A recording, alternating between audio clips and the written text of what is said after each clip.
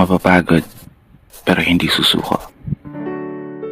Alam mo ba na may dalawang uri ng pagod na pwede mong madama?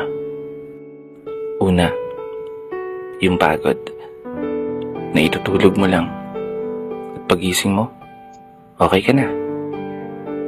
Pero may isang uri ng pagod na talagang kakaiba. Yun ay ang pagod na hindi nadadaan sa pahinga. Isang pagod na magpapahiwatig kung gaano kabigat ang mga problema mong daladala. Pagod na magpapanginig ng mga luha sa mata. Pagod na magdidikta sa'yo para sabihin ayaw mo na.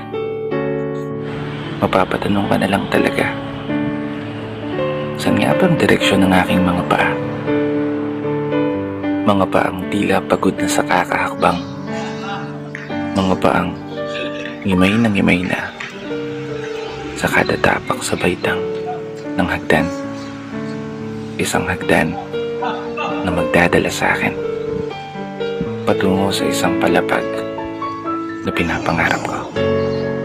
Mapapagod, pero hindi susuko. Magpapahinga, pero hindi hihinto. Para sa pamilya at para sa pangarap, palaging pipiliin na magpatuloy. Kasi alam mo, kung ang pagod ay kapalit ng magandang kinabukasan, wala kang dahilan para sukuan ng pagod. Wala kang dahilan para hindi ka bumangon.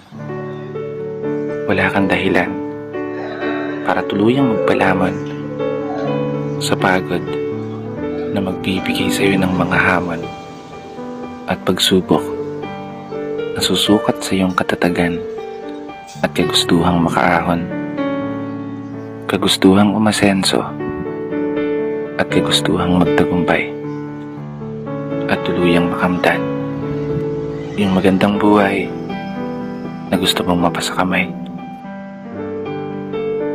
Kaya naman, tatagan mo ang mga paa mo at tibayan ng loob sa iyong paglalakbay at umasa kang kalakip ng bawat pagod ay may masaganang buhay na naghihintay.